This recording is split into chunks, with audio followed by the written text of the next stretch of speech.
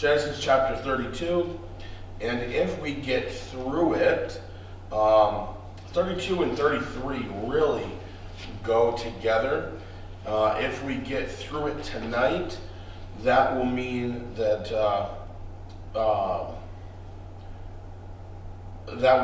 we are going to, this will essentially finish our look on Jacob, as in where he's the focus.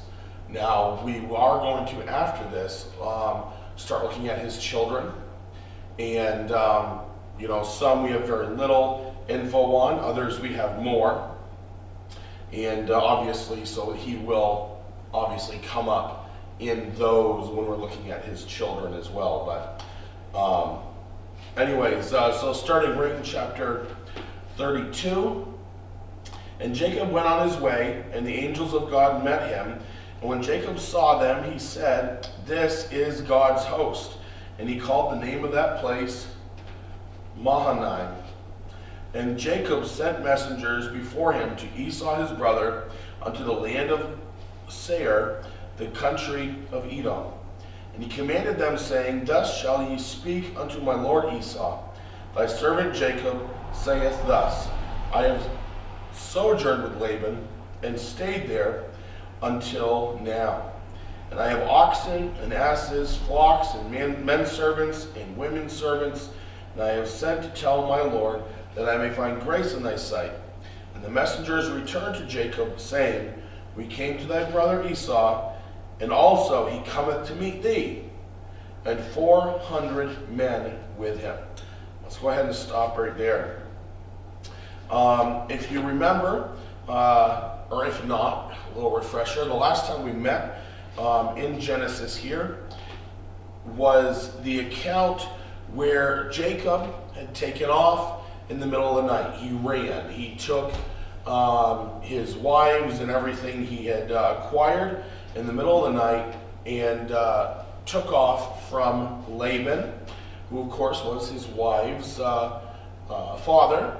And so Laban, of course, once he discovered it, Laban took off after them. Now, one little wrench that had been tossed into the mix too, that fueled Laban's anger as well, was not just the fact that Laban had just taken off in the middle of the night with his girls, who he obviously, if you've been going through this with us, or if you know the account, obviously he did not want to let his girls go, even after the point of when they were married. And so the wrench that was thrown in the mix was that Rachel had taken one of the carved idols that Laban had.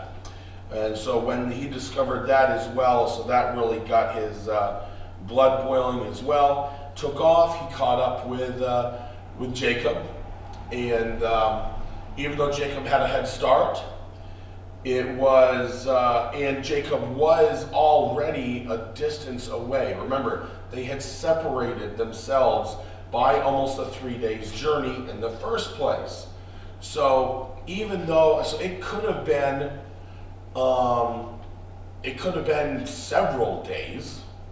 So that really shows his devotion to that little idol, right? He didn't miss it for however long it was. Could have been several days at that point for the word to get back to Laban to find out that they had up and left in the middle of the night. Then he took off. But the difference and why he was able to catch up, even with Jacob having that head start, was the fact that Jacob was traveling with women, herds and flocks of animals, children, all that sort of thing, whereas Laban was just traveling himself and his, if you want to call it, his soldiers, So these were all, it was all men, they were trained, essentially. These men were trained, so in other words, they would have been fit. They would have been able to cover ground a lot faster. They didn't have different things that would slow them up. caught up to him, and long story short, is that in the end, after a lot, they parted ways. Laban went back to his, we'll say it, Laban went back to his house. Jacob continued on. And that is where we're picking up in chapter 32. Jacob knew that the direction he was going, which is the direction he was supposed to go, it's the direction he was given by God, was going directly into his brother's territory. It was going directly into Esau's territory. The brother that he had tricked. And so what he decided to do was, I think it was really twofold, okay? So he first sent some messengers ahead to meet Esau. We see that in verse 3. And the message that he sent with them to give to Esau was one of, the reason why I say twofold is, we'll say, I think, bragging, in the sense of, look at how much I have, but also what can come of that sort of thing by saying, I have all of this, is he may have also been trying to, maybe hoping, okay, that he could make Esau go and say, oh, he's got all this. That means he's got man. Ooh, like he's going to intimidate him a little bit. So that way it might not be quite as bad once they met each other. However, what did his messengers come back with? It was not, the message that his messengers came back with was not one of, okay, well, Esau does want to meet, whatever, he's a little apprehensive at the meet. No, Esau's come to meet you, and he's bringing 400 men with him. You notice, there was no, he's bringing his flocks and his herds and his family. He's bringing 400 men with him. So you can only imagine, obviously, as we, what's the first thing that you would think comes to Jacob's mind when he gets that message? It says right in verse 7, Jacob was greatly afraid and distressed. He was not just afraid, he was saying distressed is essentially meaning it would have affected his health. The fear that was so great, he may have had chills, got headaches from it, sick to his stomach, okay? That is the fear that started going through him. And if he had so at this point, God has proved himself so many times to Jacob. I mean, for one, Jacob's still alive, for that matter, being that his brother was a woodsman and could have easily have taken his life years prior when Esau was really mad and angered over the trickery. But he didn't. I mean, so that's one thing in and of itself. And then through these years, no matter how it was, he came through it, he's now a wealthy man. Okay, so God is blessed. God has presented himself so many times. And God has proved himself when he didn't have to. He proved himself so many times to Jacob, and yet Jacob still doesn't seem to get it. The fact that God said he wants me to go this way. That means God's going to protect me. Nope. That does not even seem to cross his mind when we see the fear that they came into him. And then also what he does as a follow-up to that fear and that distressing, picking up in verse 7, and he divided the people that was with him and the flocks and the herds and the camels into two bands. and said, if Esau come to one company and smite it, then the other company which is which is left shall escape. And Jacob said, O God of my father Abraham, and God of my father Isaac, the Lord which says unto me, return unto thy country and to thy kindred, and I will deal well with thee. I am not worthy of the least of all the mercies, and of all the truth which thou hast shown unto thy servant. For with my staff I passed over this Jordan, and now I am become 2 bands. Deliver me, I pray thee, from the hand of my brother, from the hand of Esau, for I fear him, lest he will come and smite me, and the mother with the children. And thou saidst, I will surely do thee good, make thy seed as the sand of the sea, which cannot be numbered for multitude. And he lodged there that same night, and took of that which came to his hand a present for Esau his brother. Let's go ahead and stop there real quick. So, you can see through his little prayer that we just read, he remembers what God said. Okay, so it's not that he forgot those interactions. He just doesn't believe them. Okay? He doesn't have faith in them. He does not believe that God will truly do it. If he did, then he wouldn't have taken that first action. I mean, now, just being human, okay, it's sort of understanding that with what he did to his brother, that his first reaction when his messengers came back would be one of fear. Okay, that's kind of understandable, right? However, he does not immediately go to God. He instead does what, we so many times do in our lives too, is we try and figure out a way to take care of it on our own first. So what does he do? He divides up everything he has, okay, everything he has into 2 groups. His plan is to essentially, because he's thinking what Esau will do is, there's a very good chance he'll just kill anything that comes to him, is that first group he's sending like a lamb to the slaughter, okay? He's just saying, okay, this first group, I'll flip a coin, you've got tails, you're the one that's going to go first. But anyway, so that way he would not lose everything, okay? He was, he put a half of his, he was willing to put half as a sacrifice, you could say, ahead of him, so that way he could himself escape, and then but he wouldn't lose everything. But then he goes to God, as if God had forgotten what God had said. He reminds God of what God said to him, and that's what we see in the prayer there.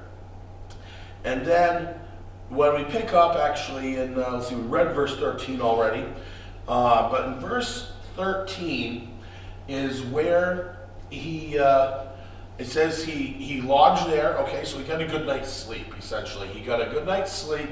He was able to think on it. However, he did, he did change his mind a little bit, you could say. And that was, he decided, well, what I will do is try to, if Esau has 400 men, that means he's very wealthy. I'm going to, but everyone, no matter what their status is, likes a good gift. So he said, I'm going to put together a gift. We pick that up in verse 14. Yeah, peace offering. Yeah, essentially like a peace offering. He's saying, hopefully this gift will be enough to where that my brother won't want to kill me anymore. And we pick that up in verse 14. 200 she-goats and 20 he-goats, 200 ewes and 20 rams, 30 milch camels with their colts, 40 kine and 10 bulls, 20 she-asses and 10 foals. So essentially, what this boils down to, I put it into, we'll call it layman's terms. He sent a total of 220 goats, 220 sheep, 60 camels, 50 cows and bulls, and 30 donkeys. This is quite a gift, or as Pastor said, a peace offering that he has put together to be sent to his brother. And verse 16, he delivered them into the hand of his servants, every drove by themselves, and said to his servants, pass over before me, and put a space betwixt drove and drove. And he commanded the foremost, saying, when Esau my brother meeteth thee, and asketh thee, saying, whose art thou, and whither thou goest, and whose are these before thee? Then shalt thou say, they be thy servant Jacob's. It is a present sent unto my lord Esau, and behold, also he is behind us. And then verse 19 says he said that to the second one, and the third, and on and on. So what Jacob decides to do is, instead of as one big group, and I really think this comes into making it seem like there was even more than what he was sending, because what it was the one that was taking the goats. He said, I want you to go first. Make sure there's a good gap, okay? And meaning a good gap would be that, so Esau is going to see these 220 goats. Yeah, like a Vermont parade. Yeah. A Vermont parade, yes. You got about half a mile in between trucks. Yeah, right. And so that way, all he's going to see is that, okay, that's a decent gift. And then once that has settled in, once he has questioned that servant or those servants that are bringing the goats in, okay, that seems good. Oh wow, what's this? Here's 220 sheep. Same thing, gap, then 60 camels, and 50 cows and bulls, and 30 donkeys, and so on like that, to give the illusion of being even more. Essentially trying to make this peace offering, I'm glad I like that term, thank you, Pastor. Essentially to make this peace offering, I just had it and I lost it, seem even much more grand and bigger than it was. Give it the illusion of being, this even still to me is incredible amount of stuff, but make it feel even more. And that's trying to, of course, cater to Esau and hopefully make Esau soften Esau's look on him. One thing I thought was odd, sorry to interrupt, going back Yep. to the beginning of the chapter, when he sends messengers to Esau, he doesn't give Esau any reason to want to be kind to him, except that he says he's rich, basically. He doesn't say, I come in peace. He doesn't say, I hope we can come up with we hope we can reconcile. I know he didn't apologize for anything. He's just like, hey, I'm coming. Right. Remember, right from their birth, what was it? He grabbed right onto Esau's heel at birth, okay? It's always been one of his relationship with Esau, right from being born, was always one of contention, one of jealousy, and then, which went into trickery, all of that sort of stuff. When that is put in being that's the case, Jacob's mind, even though, say to you and I, Mark, it makes sense you would think that he would send these servants ahead, in the sense of trying to deliver this message saying, he's coming, he really wants to make amends, that sort of thing. Jacob's mind was not in that. Jacob's mind is, what do I have that I can hold over Esau's head? Yeah, I think Jacob, with the intention of going as the aggressor. Yes. However, his servant came back and said, whoa, you better rethink this. Yes, exactly. Because Esau has these 400 men, and Esau has this, Right. And if he's got 400 men, only imagine what he actually has at home. So really took Jacob by surprise. Yes. Yep. And, but yeah, so I think that's really what it is, Mark, is that just the way that Jacob was always looked at things, okay? It was always a way of trying to control, trying to be higher, trying to be stronger, trying to be mightier. And of course, growing up, the only way that he could do that, because if you remember, I had used the terms that he was a mama's boy, okay? He was a tent dweller. He was one with softer skin. You know, his mama made sure he had hand cream around, whereas Esau was always climbing trees as kids. You know, he was a woodsman. He was tough. He probably had scars, you know, from you know, just being a rough and tumbling boy, you know. He had probably broken bones falling out of trees and stuff like that, okay? So when you're looking at the two different types, the only way Jacob being what we called a mama's boy, the only way he could ever feel superior to Esau was through trickery. Yeah, intimidation. Intimidation. Intimidation is another one.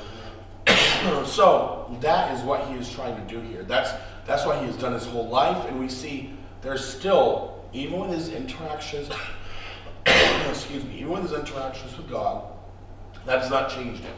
Okay, he is still in that same frame of mind. It's got to be through this, through intimidation, through that sort of thing. Excuse me, some days here I can go a whole day without coughing, nothing, then all of a sudden hits me again. And so as we continue on in chapter 32 here, let's see, oops.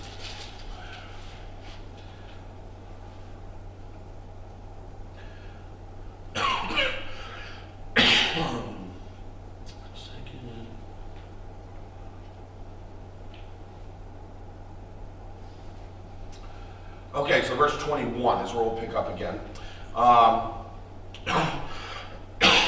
So went the present over before him, and himself lodged that night in the company.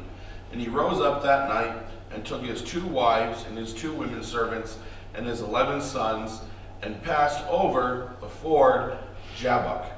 And he took them and sent them over the brook, and sent over that he had.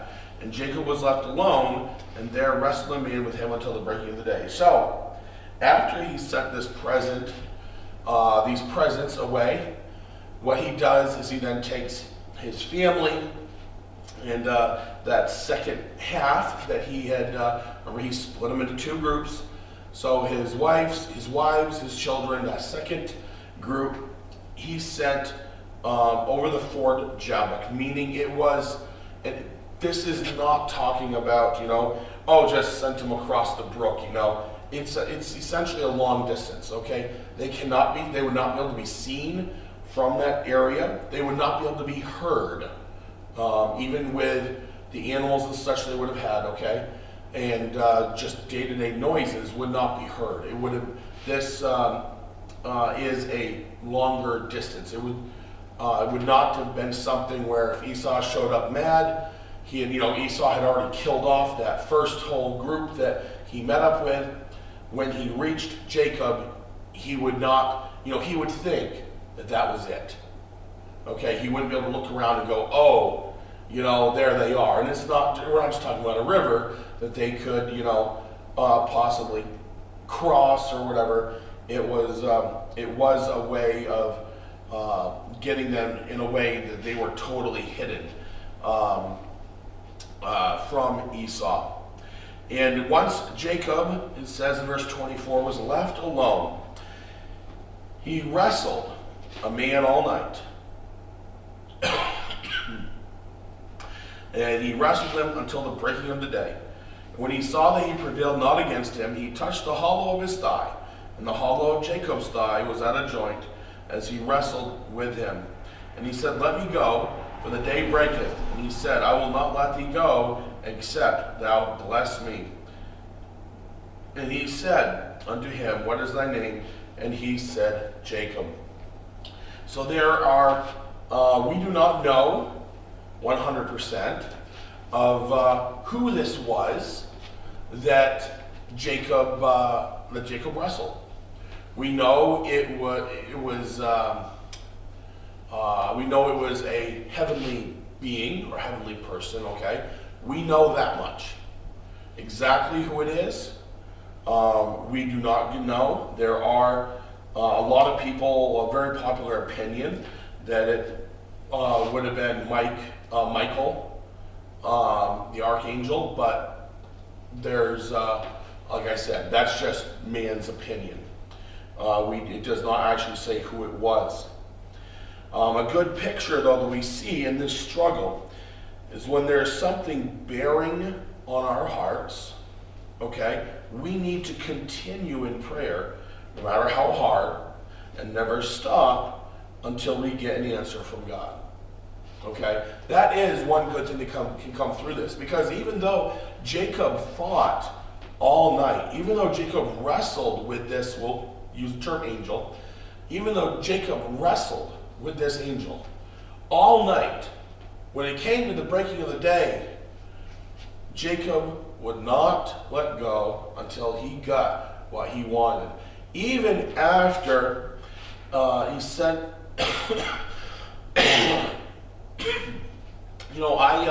I looked into different books I have, looked up online and that sort of thing, and there are so many different opinions on exactly what it means. Where it says he touched the hollow of his thigh, and the hollow of Jacob's thigh was out of joint. To me, that seems like that would mean his hip was popped out of socket. Okay, to me that's simple. And yet there are so many. Oh, well, in that day, that time, yada yada yada. But anyways, this would have been something where he was no matter what. Okay, it would have been something painful. Even though this happened to him, he did stick to his guns, and because he knew that this was not an ordinary man of earth. Okay, he knew it was that this man that he was wrestling was God sent, and he said he would not stop, even through that pain. He would not let go. He would not stop until he was blessed. And one thing that we really can take away from that is the way our prayer life needs to be.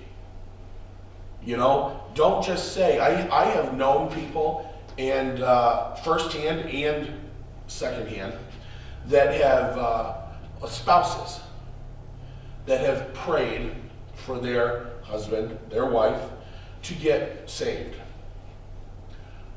The ones that I have seen that go really good with this, good example.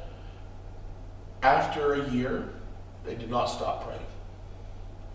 After 2 years, they didn't stop praying. There was one couple that I heard about. That's from the U.S. secondhand. That she had prayed for him for over 20 years. She went to church. She never missed a service. And she always prayed for him. She would always invite him. She never pushed it. She didn't want to drive him away. But she would always invite him to come to church with her. It took 20 years, or over 20 years of prayer, before he finally got saved, came to that saving knowledge. And that's not easy. Picture of that. Yeah, I mean that's just in her own life. Yep. I mean, and that is a really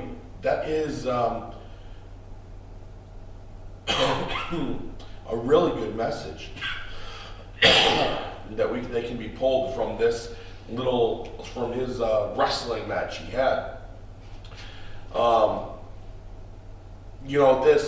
discouragement that he may have had from the fact of him, he's going to be meeting up with Esau. He hears Esau coming with 400 men. The discouragement of he's not able to overtake this angel, and then he gets injured in this wrestling match. However, the one thing that I really think that we can see in this about how can I put this? About his faith when he was focused on it, I guess you could say. Okay? When he kept his eyes on God, and kept his mind on things heavenly, his faith was strong enough where he was not able, even though he was not able to overcome the angel was not able to overcome him either at this point.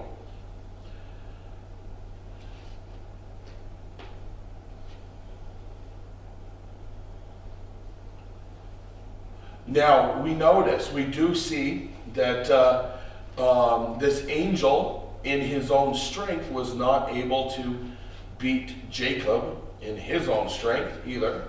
Okay? It is at this point, remember, any power that an angel has is given to him by God.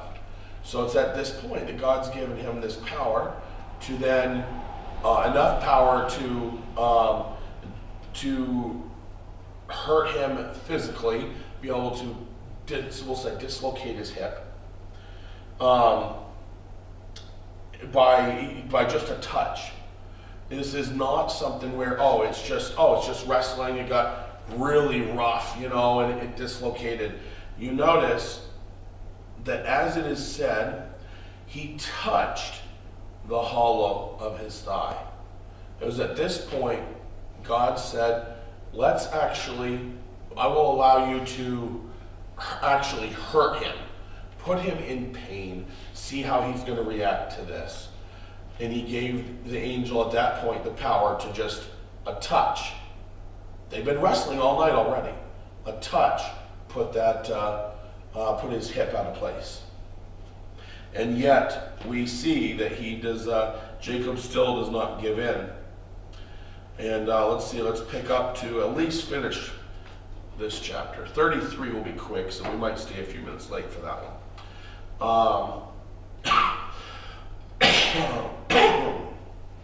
Okay, so verse 27, he said to him, "What is thy name?" And he said, "Jacob." And he said, "Thy name shall be called no more Jacob, but Israel. For as a prince hast thou power with God and with men, and hast prevailed." And Jacob asked him and said, "Tell me, I pray thee, thy name." And he said, "Wherefore is it that thou dost ask after my name?" And he blessed him there. And Jacob called the name of the place Peniel, for I have seen God face to face, and my life is preserved. And as he passed over Peniel, the sun rose upon him, and he halted upon his thigh. Therefore the children of Israel eat not of the sinew which shrank, which is upon the hollow of the thigh unto this day, because he touched the hollow of Jacob's thigh in the sinew that shrank. We're not going to go into the how do I want to put it? Into the Old Testament law and all of that we see a reference to at the end here of not eating of that. We're not going to get into that with this study, but it is at this point that that Jacob is blessed, and this is where his name is changed to Israel. And this is, like I said, okay, chapter 32 and chapter 33 really, really go together. Even though 32 ends in a, it sounds like it could end there, okay? It seems like it's an ending. However, what's the first word of chapter 33? And, okay? It's a continuation. Just a reminder, the chapters that we have in the Bible were put there by another man long times afterwards, okay? This is not the way it was originally written. It was not written in chapters like this. This would have been a continuation. So this is immediately after this has happened, okay? So it would have been, let's see, if we skip the Old Testament reference, the Old Testament law reference. And he passed over, verse 31, and he passed over Peniel, the sun rose upon him, he halted upon his thigh. Then if we skip to verse 1 to 33, and Jacob lifted up his eyes. Okay? And so this is the next, that following morning, right after this, encounter, right after this wrestling match. He lifted up his eyes and looked, and behold, Esau came, and with him 400 men. He divided the children to Leah and unto Rachel and to the two handmaids. He put the handmaids and their children foremost, Leah and her children after, and Rachel and Joseph hindermost. And he passed over before them and bowed himself to the ground 7 times till he came near to his brother. So one thing that he did differently, we notice, if you think back a few minutes ago when I said he put them at a safe distance, he didn't stay away from them. He went and crossed over and went to them. That is then we see is when all of a sudden Esau shows up. And so they are now, even though his thought in the first place was, I'm going to send them over there to keep them safe, being that he went back over to them, what did that mean? Put them in danger, as he would have thought of it. Okay? But however, he saw Esau coming from a long distance, so he went and went back over to him, and in the process of approaching his brother Esau, it says he bowed to the ground 7 separate times before he met his brother. In verse 4, Esau ran up and struck him down. No. Esau ran to meet him and embraced him, fell on his neck and kissed him, and and they wept. The first thing, now, you know, what really goes through my mind, I mean, maybe this is just the way I think. You notice when it says, and they wept. Esau, in my own opinion, was probably tears of, it's been so long, I am so happy to see you, brother, that sort of thing. Just with the way that Jacob is, and that we see he tends to think, I feel like his weeping was a little different, even if Esau didn't understand it. It was most likely a weeping as in a weeping of relief, like, oh my gosh, I was so afraid of my life. Oh, of course, like I said, Esau may not have necessarily fully understood, but either way, it was a great reunion. He lifted up his eyes, verse 5, and this is Esau, lifted up his eyes and saw the women and the children, and said, Who are those with thee? And he said, The children which God hath graciously given thy servant. Then the handmaidens came near, they and their children, and they bowed themselves. And Leah also with her children came near and bowed themselves. And after came Joseph near and Rachel, and they bowed themselves. And he said, What meanest thou by all this drove which I met? And he said, These are to find grace in the sight of my Lord. And Esau said, I have enough, my brother. Keep that thou hast unto thyself. And Jacob said, Nay, I pray thee, if now I have found grace in thy sight, then receive my present at my hand. For therefore I have seen thy face, as though I had seen the face of God, and thou wast pleased with me. Take, I pray thee, my blessing that is brought to thee, because God hath dealt graciously with me, and because I have enough. And he urged him, and he took it. So after this greeting, okay, these two brothers finally seeing each other after all these years, the hate that was originally in Esau is gone. And all these years, the fear that Jacob had, and this fear obviously now is gone. That is when Esau has finally gotten to the point where, he's wiped the tears out of his eyes. His focus has now come off of his brother, and he sees the women and the children, and it's that thing of, wait, Jacob, introduce me to your family. Who are these people? And so they present themselves to him. And you notice, and this was customary with when you had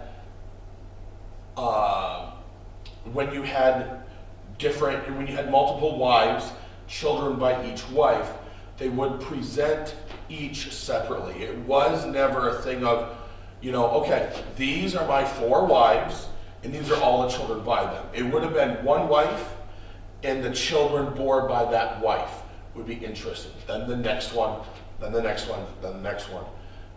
And just as a reminder, in case you do not remember, when I say 4 wives, you had Leah and Rachel, and then their 2 handmaidens that he also had married to have children, to have more children as well. And it's at this point that Esau shows that he really did not understand or know the true fear that was in Jacob before this meeting. Because he goes, well, what's up with all that stuff you gave me? He's like, I'm well off. Okay, I'm a rich guy. Why would you send me that stuff? Jacob said that it was easiest way to put it. It's a peace offering. It's a gift I wanted to give you. So I was hoping if I could buy your love here. If I gave you enough stuff that you wouldn't be mad that you would love me. I mean, that's essentially what is being said here. And Esau says, no, take it back. I have plenty. And Jacob, though, however, really, he pushes it and says, no, look, God has blessed me. I want you to have this gift. I want you to keep this. I meant it when I sent it to you. I do want you to have this. He insisted to the point where Esau did keep it.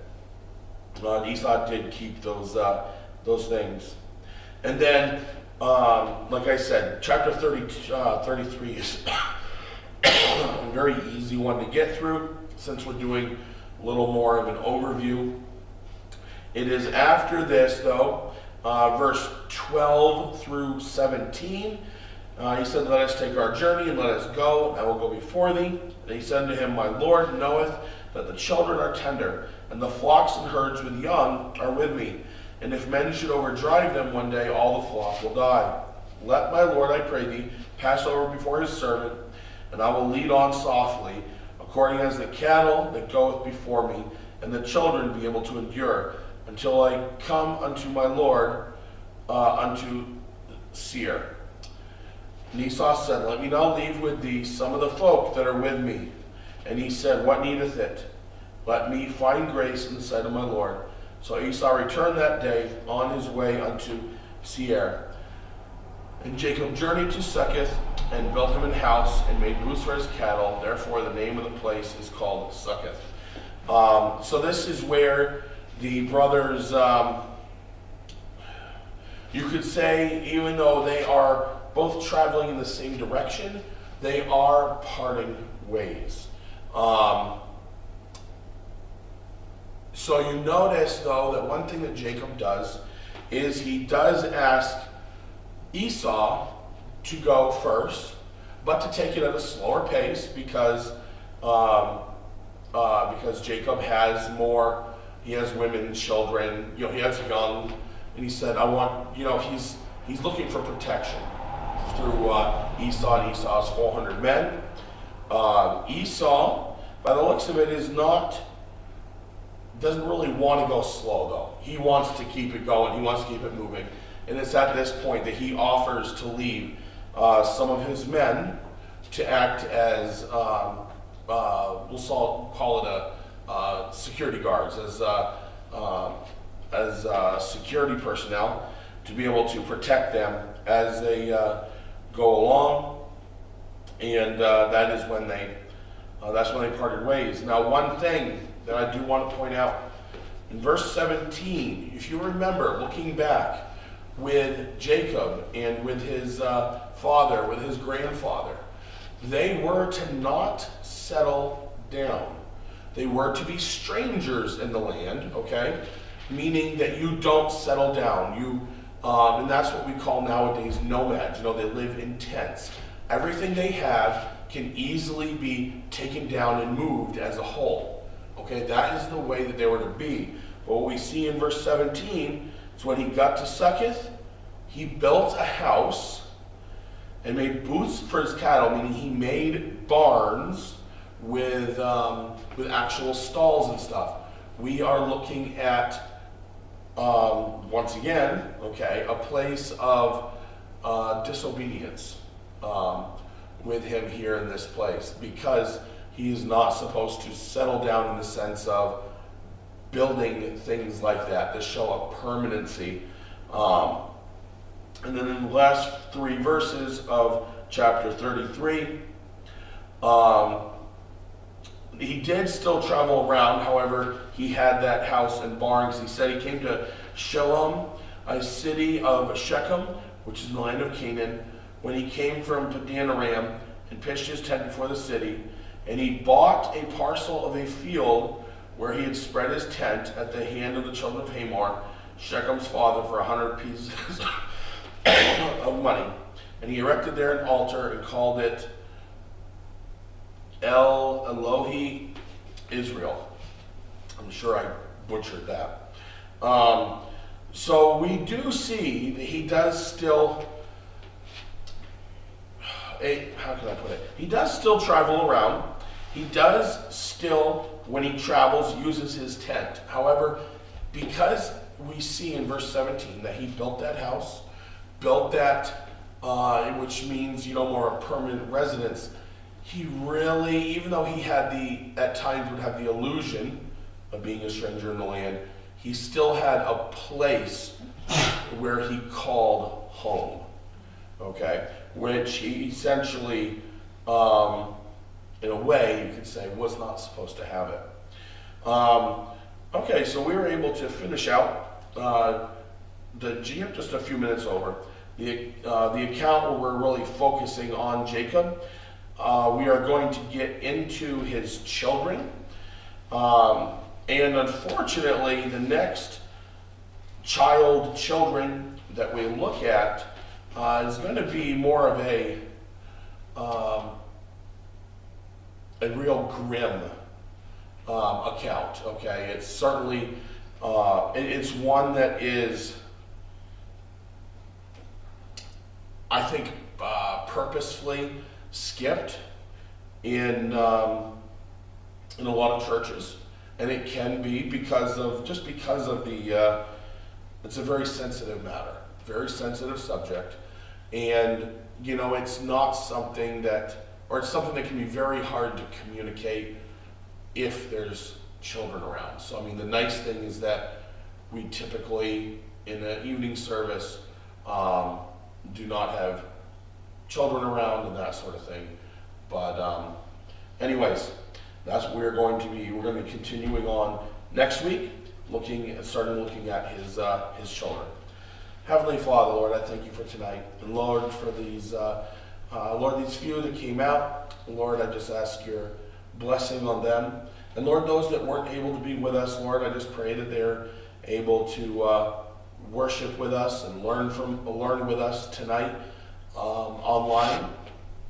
And Lord, I just ask your blessing on them as well. And Lord, all those that are down and sick, Lord, it's really going around right now. Lord, I pray that you would just lift them up.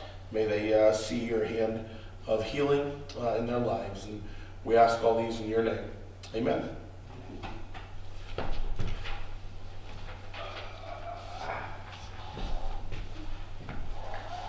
Would you do me a favor? Of course. Would you put